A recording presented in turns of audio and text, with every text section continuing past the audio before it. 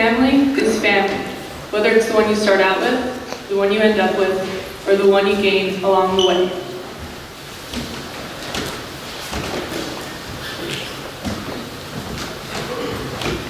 Family is all about who you love and who loves you back.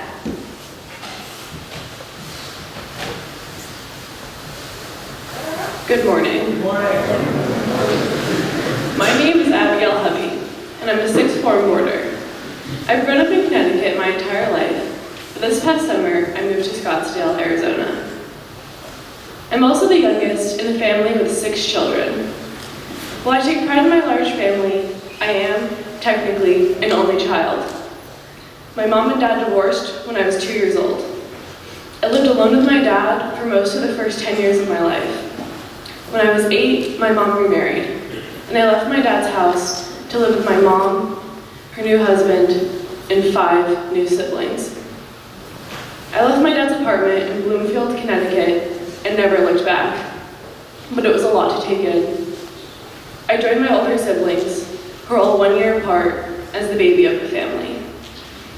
My siblings all have tan skin, dark brown eyes, and black curly hair.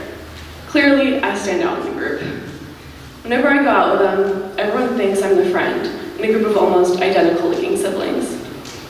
So, while I rarely refer to my siblings as step-siblings, it would be pretty obvious when someone meets my family that we're not related by blood. Despite these differences, I became very attached to my new older siblings. I looked up to them, and I still take every chance I get to talk about my sister's coffee shop in Brooklyn or my brother's work in Kenya. My favorite holiday is Boxing Day, the day after Christmas, because that's when all my siblings get under one roof and celebrate my stepdad's birthday. My brothers and sisters have influenced every area of my life. When I think of home, it'd be incomplete without them. On the other hand, I had a bit of a shakier start when I met my stepdad. According to my mom and oldest sister, the first thing I told my stepdad was, "I love you, but not that much."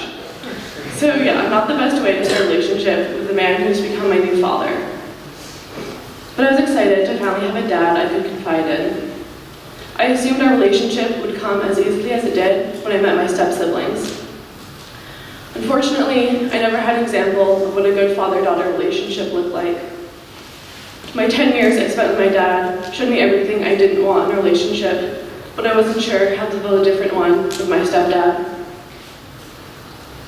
I didn't know how to joke with him, how to ask him to play outside with me, how to go to him for comfort when I was upset.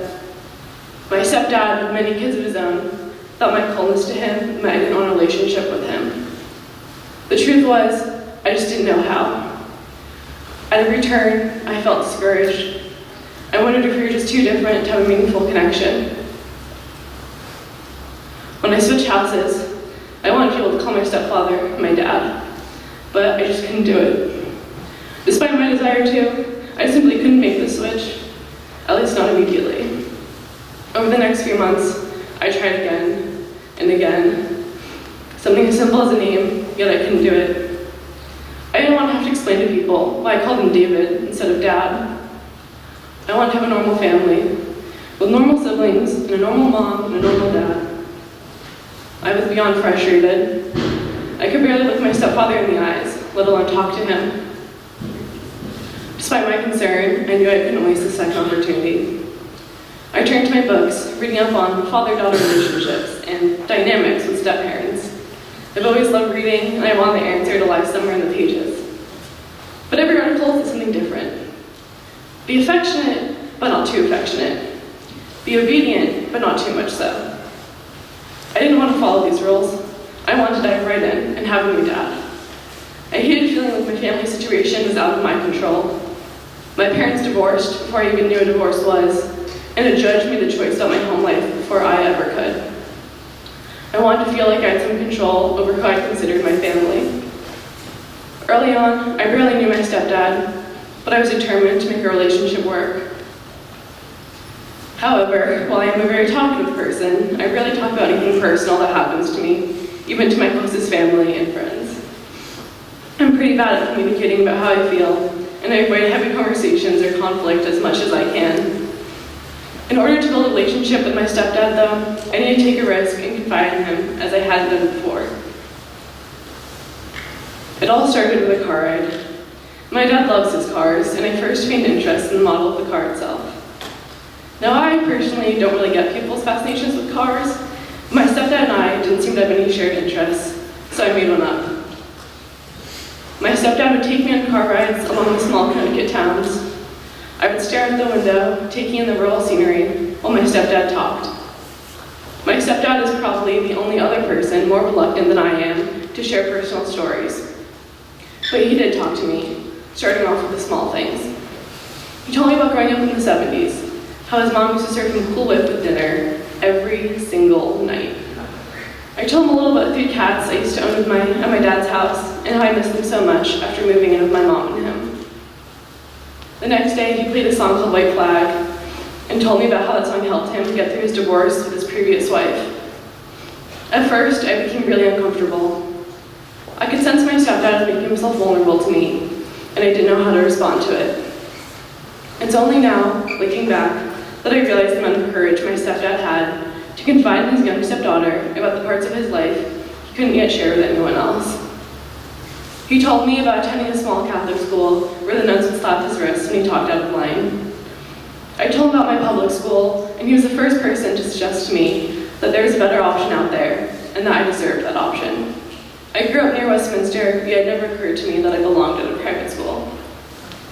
Over many months, I finally began to see my stepdad as trustworthy and began to confide in him. Allowing myself to be open and genuine about my past was one of the toughest things I've ever had to do. But I would do it all over again in a second, because it's only through this trust that I found my family. I remember one particular day, drifting through the hills of Collinsville, when my dad told me about his own father, who passed away from alcoholism when my dad was 13. I was shocked. I didn't know much about my dad's family, besides his 2 sisters, Paula and Mary, who were the perfect siblings. I never would have suspected they'd grown up in a life anything less than perfect. My dad explained to me that his whole family had kept his own dad's condition a secret, and that my dad had to lie to the headmaster at his private school when his family could no longer pay for tuition. I had no idea how to respond to my stepdad's story. My stepdad has barely mentioned his dad before that day. None of my other siblings even knew as much as he had told me. It's really difficult for my stepdad to talk about his own dad, but he knew how isolated I could feel, being the only one of my siblings to grow up with a different dad. So he put aside his own discomfort to try and make me feel better. My relationship with my stepdad was completely changed that day. Each day, for the months leading up to that talk, my stepdad and I found more and more experiences that we had in common. My stepdad was the first person that made me realize I wasn't alone in what I went through those first 10 years. I finally had a parent who not only empathized with me, but also understood why it was so hard for me to reach out to him.